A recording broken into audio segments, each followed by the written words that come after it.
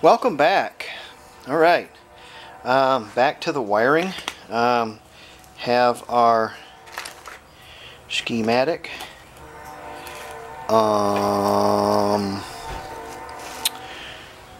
Okay, this says August 67 to July 69, so we have the wrong schematic. Order to train for this video. There she is, right on time. And somebody beeping their horn. Yeah, it's important to have that in your videos. Here's 66 to 67. This is us right here. So let's have a look-see at this and this. Alright. If you look here, these two are connected. So of course these two are connected. And these two are connected. So that's connected, that's connected. These two are connected, that's connected. Hence the black line. And that's just. So this has to go towards the back. And this would have to go towards the front. So since this come out of a 69, dude, we need to look at this here. And see, there's 3 coming off of here, so there's probably a jumper. And there's only 1 coming off at this one. So we have an extra one here. That's probably for the fuel tank. And we have another with 2 coming off right there. That's probably a jumper there. And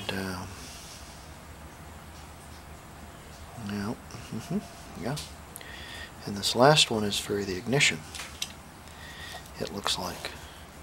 And make sure you get your right wiring diagrams, because the last one on this one is an extra one for a radio, and they use a second one for the ignition. So make sure you get the right diagram. This fuse block will work because we have 10 in it, and we might have to put a couple of jumpers on it, but I think it'll be okay. If anything, it's less. This is a bigger, faster, quicker, stronger fuse block than the other one. Also, if you look at this, it's been broken here, and the little tab on the back has been broken too. So we're going to glue this in place with some old standby, but I'm getting an idea of how it goes in there. So it's going to go in here like this. Like so.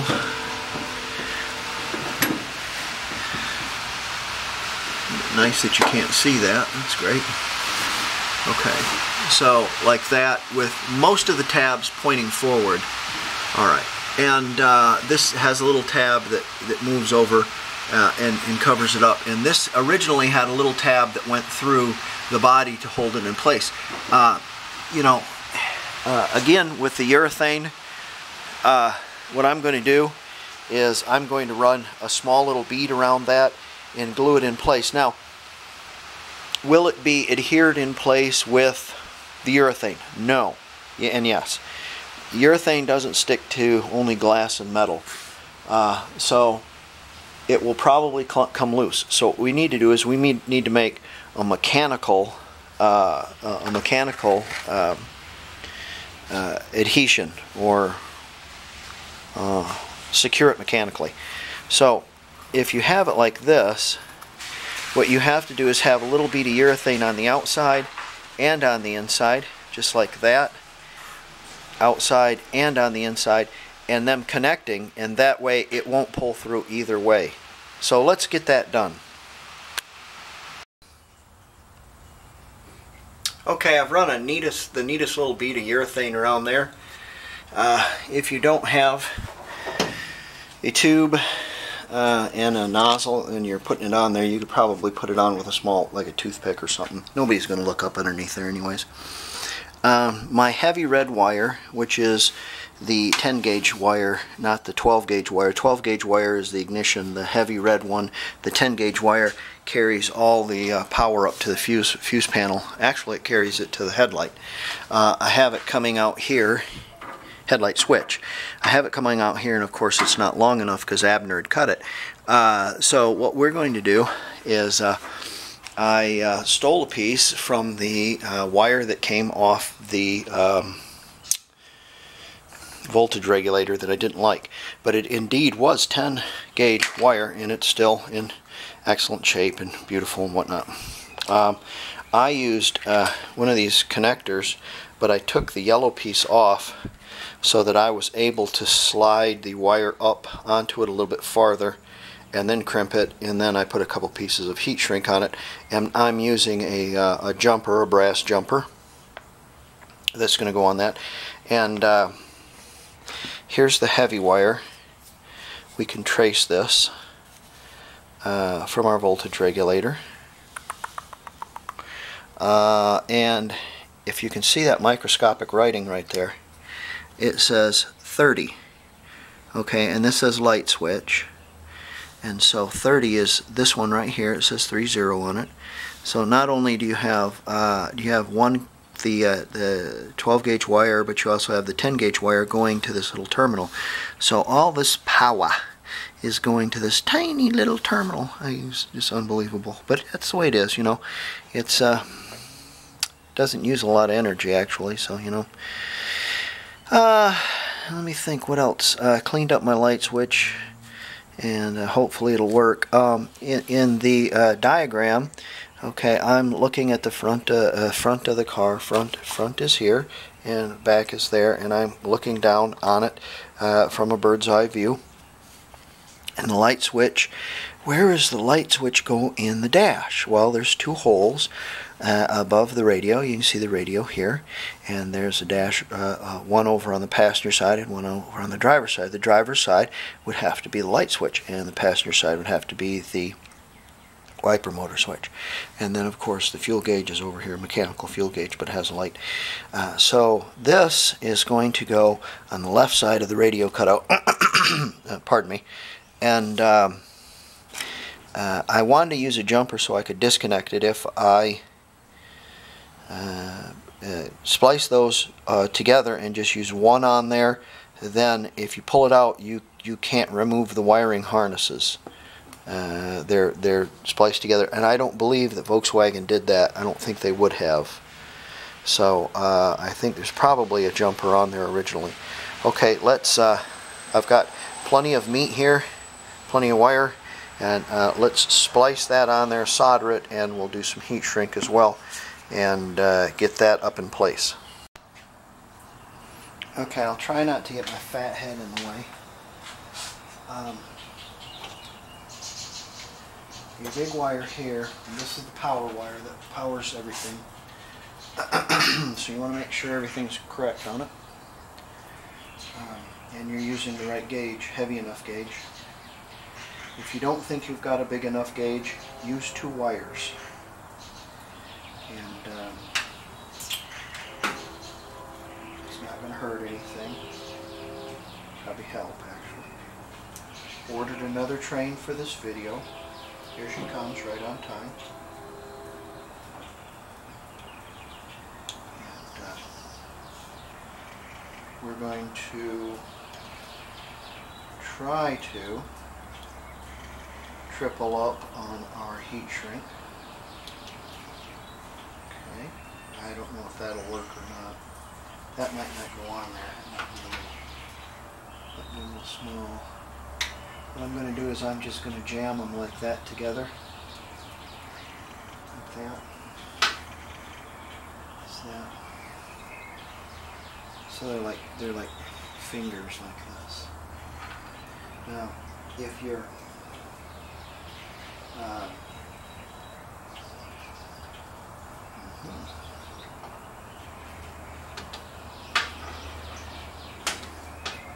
if your wiring is a little dingy looking, you can clean it up with a wire brush.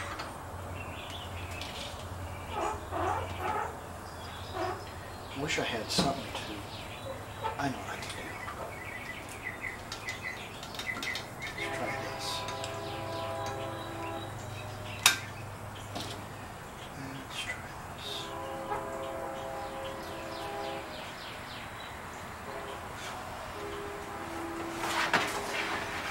If your wires are dingy, you can clean them up with a wire brush a little bit.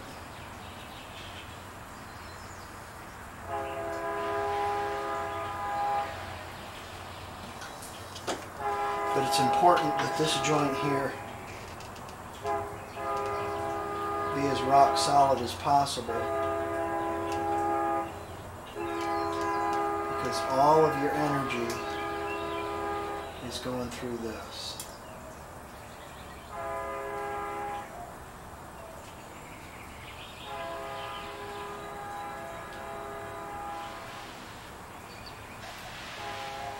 Boy, it's terrible. Let me clean the tip on this.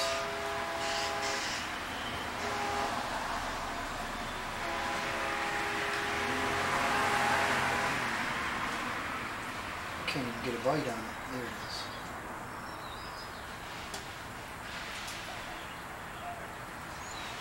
Let that solder really flow. Again, I'm using 60-40. I'm not using that crap that you get in your Lowe's and Home Depot, the California stuff. I'm using real solder. Sometimes it's difficult to get it. Sometimes you have to mail order it if you're in one of those states. Come on, Granny. This just needs clean bad. I'll have to clean this before I do any more soldering. There she is. She's hitting now. There she is. Let that drop.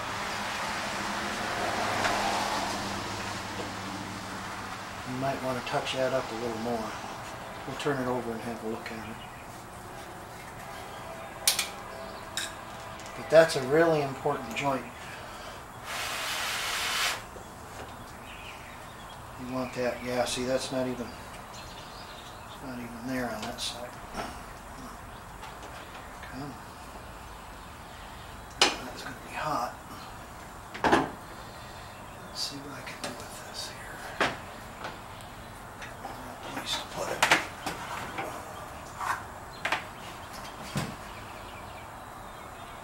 One of these days I'll buy me one of those fancy soldering stands. Wouldn't that be nice to have? Ooh.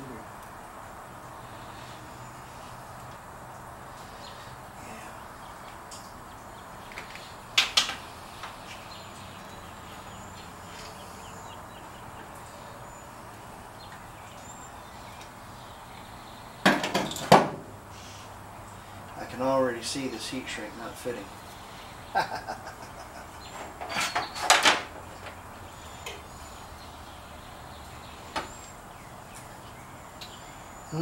Anything I can clean this off on? Piece of paper or something? Oh yeah, there's something. Right there, see if I can go that far.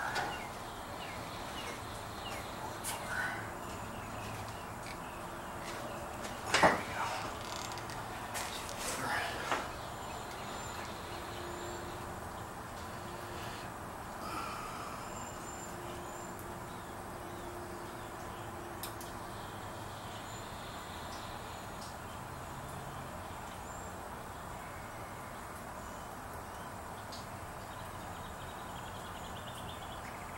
Really dump the solder in it.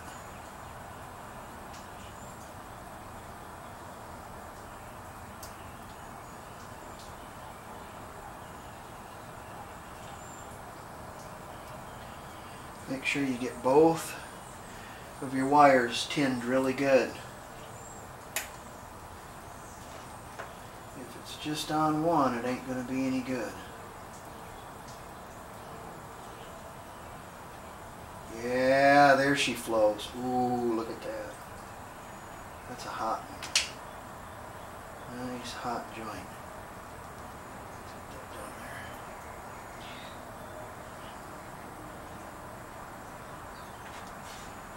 There she is. Let's get that like that right there.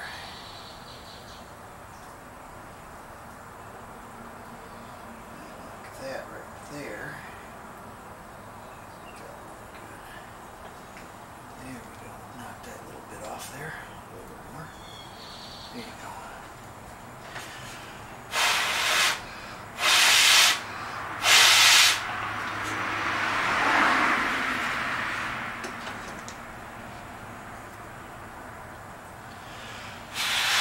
Now that's a proper solder, but I'm not going to be able to get that on there, I'll bet you. I'll bet you money I'm not going to be able to get that on there. I'm going to have to use some big heat shrink on there. So what we will do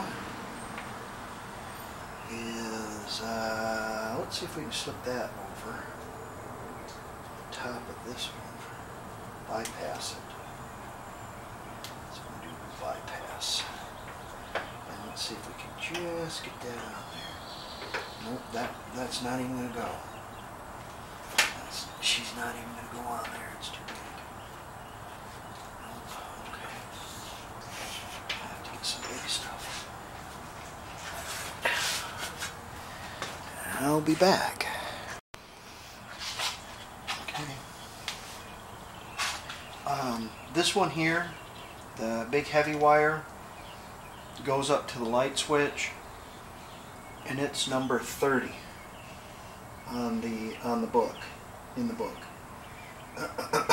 This is the ignition wire that goes from your ignition switch to the starter, and I believe it is number 30. But don't get me lying.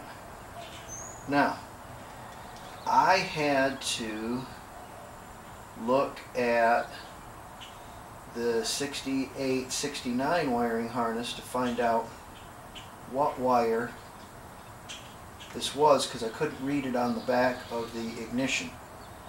I couldn't see what it was. So I used logic.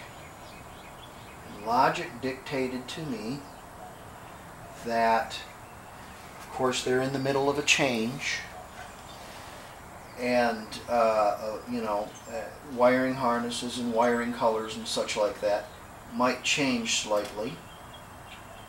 And so I looked at the 68, 69 wiring, and there is indeed a wire that is black and red. It's more red than it is black. It's red with a black stripe. And so, yeah, it's a nice one right there. And so I determined, and that was coming off of 50. So I determined that that ignition switch had a slightly older wire on it. They were using the black wire, or the red wire with a little black stripe on it. And it comes to a female crimped end. And this is a male end, crimped end, but it has a little cap over it. And what they did is they joined those together like that, so that if you had to take out the steering column, you could just undo them.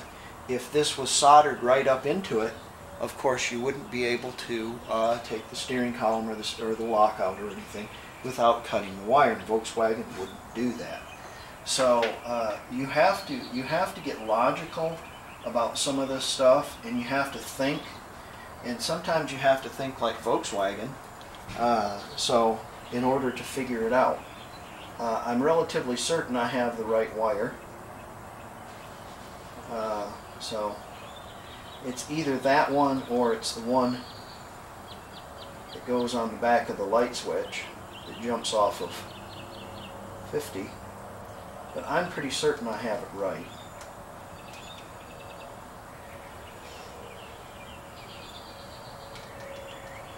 So again, we need to get this, that really nice. And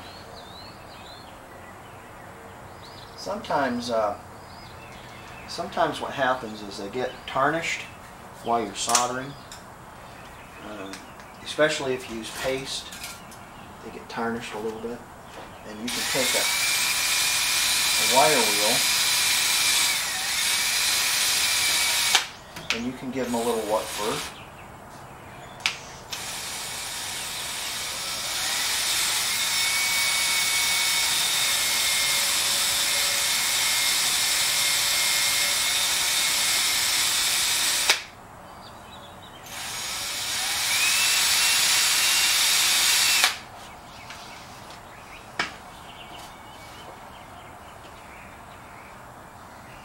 Bring that back to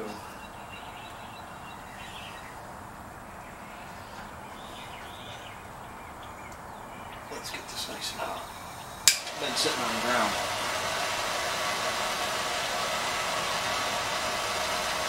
Another thing I like doing, I like using a propane torch with my. It gets your soldering iron hot, hot, hot, hot. I mean hot now.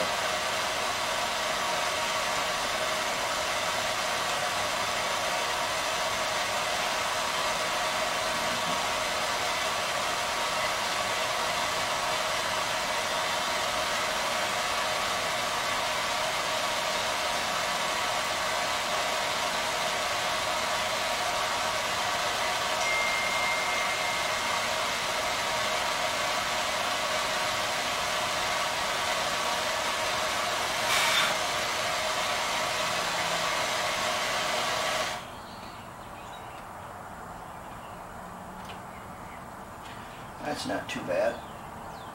Yeah. Should be okay.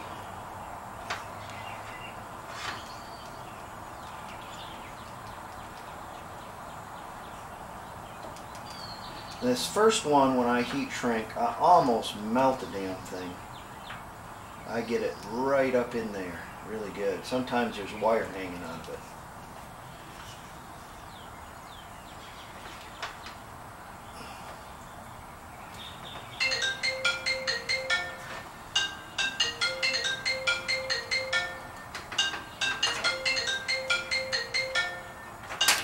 Well, you just have to wait because I'm busy. Let that cool down. We'll hit this one again.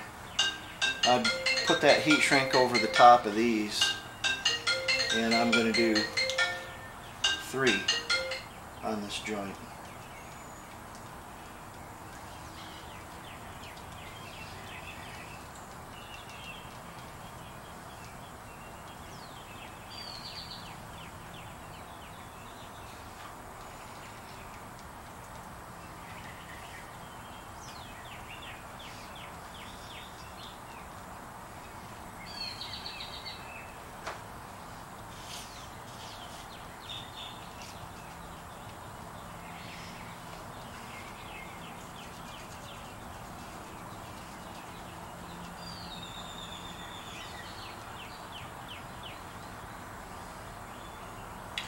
Now we're going to put this in a loom again because the loom had been cut off down here. So I'll get something to put it in a loom, I don't know what. Maybe I'll go down to O'Reilly's and find some black plastic stuff like the other. See, but man, that's going to last. You wrap some tape around it and it's not going to last. I guess I'll just take and heat shrink these to it. Because they're just, yeah, I don't know what to tell you. Put them on there, you'll never get them off. I guess you could cut them off. Okay, now number 3 on this one. We'll put that on there. If we can get it on there.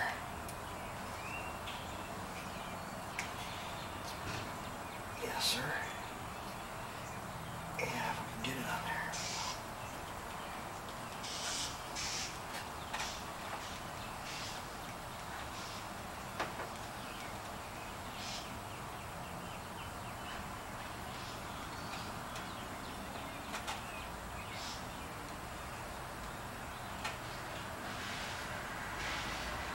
That's how she's done. Now you've got 2 really stout wires that are going to serve you for a long time. And it didn't cost you $300 for another wiring harness. All these wires right here, I'm going to wash with a little lacquer thinner so I can get to see the, there's one that's short right here. I have to look at that, see where that goes. But these here,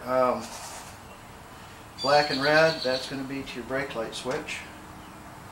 Black, that's going to be a power wire. Blue, that's your oil light. This green and blue, that's your Jenny. And then I'm thinking that this is a left turn, right turn. So there's your wires. Oh, and I don't know where that one goes. I have to look at that to see. I don't know what that might be. left turn, right turn, parking light, stoplight. Gee, what else is back there? I don't know. We'll wash those off and have a look at it. Like I said, I'm going to clip a little bit off of it and put a piece of heat shrink on the end of the wire that I'm going to try to match blues to the blues, greens to the greens, grays to the grays, that kind of thing.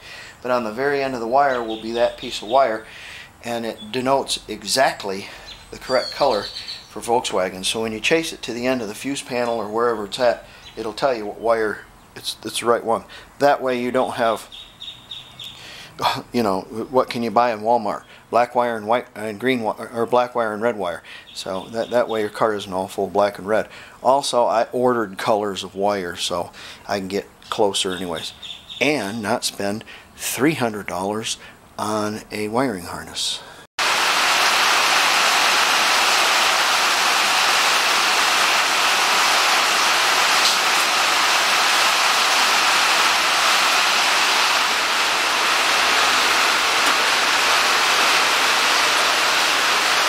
Each one of my wires, take for instance this black one, has a piece of original wire attached to it, so I know which one is which. And this green one is the blue and green wire for the generator.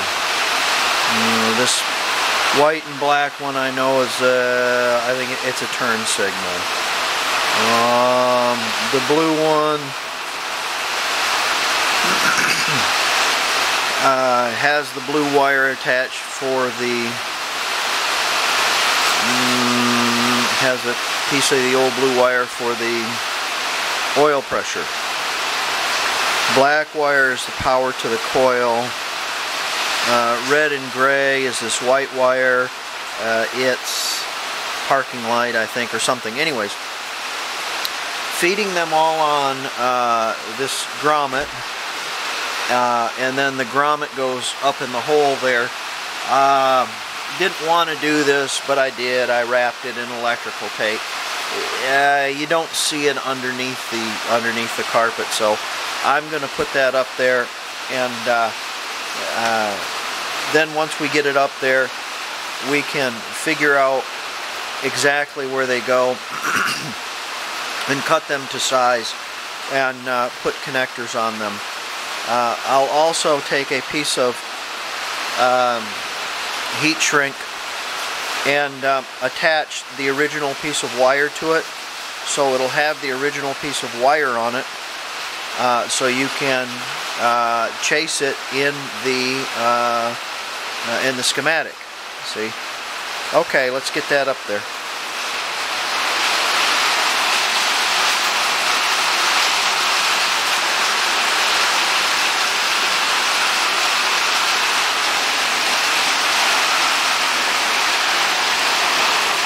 I love having a carport.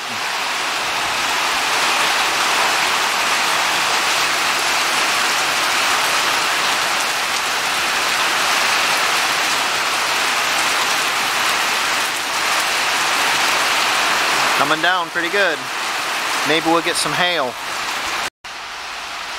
Did you ever want to put a bumping system in your car and then have to fight through your carpeting and tar pads and crap in order to get speaker wire run back there? Now's your chance. Spot ties are your friend. I like them.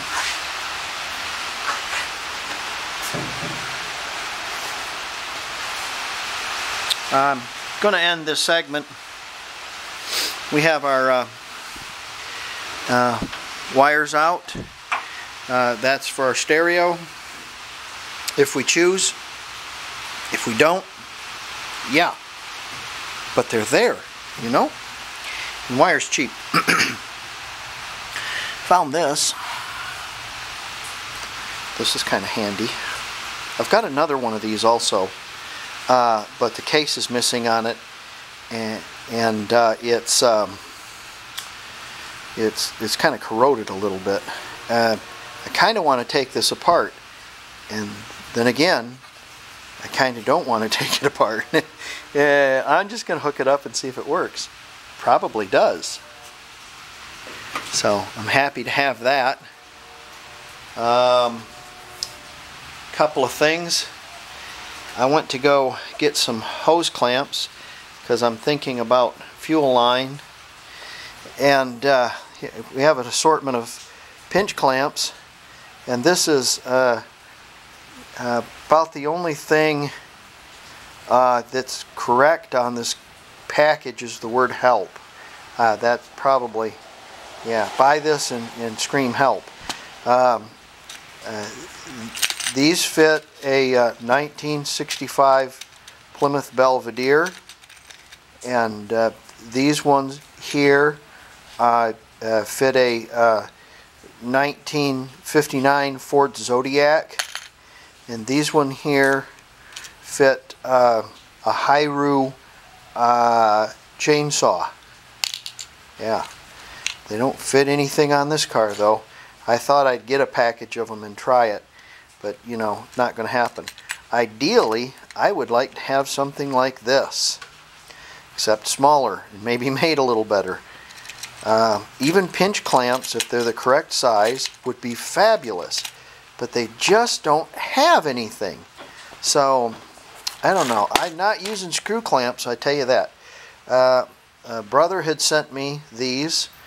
These are pinch clamps. These are original, what the car had originally, and 4 pieces of hose. So much as I don't want to, because as soon as I do it and put fuel in the car, something will leak, and I have to screw around with it again and clip those off, and then I'm back where I'm at.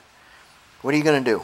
I don't know. He also sent me some brake line tubing also. It said no clamps on those, so I trust him. He knows what he's doing.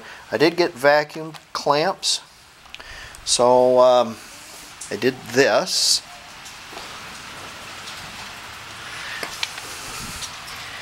Yeah.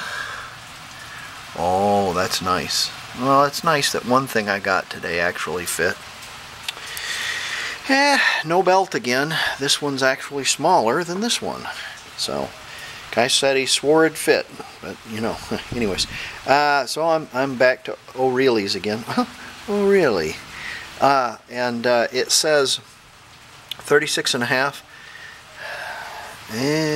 or 35.5. 36.5. I'll try 36.5, and if it's too big, I'll try 36. The width is okay, and I don't like the serrations, because the serrations it's not for hanging on. What it's for is for saving material. See, and they put little serrations in it, and so your belt is only as thick as the weakest link, and there's your weakest link, and it's, yeah, I don't like the idea of having that. But there's not too much I can find. Maybe I can find the right number on this V-belt, and I can get online and find one that's all solid and not cogged. So, all right. Well, I'm going to get this on the tube. And thanks for wrenching with me. And lucky, had some rain today where I didn't have any work, and I can just sit back and work on the Beetle. Nice. All right. See you guys later.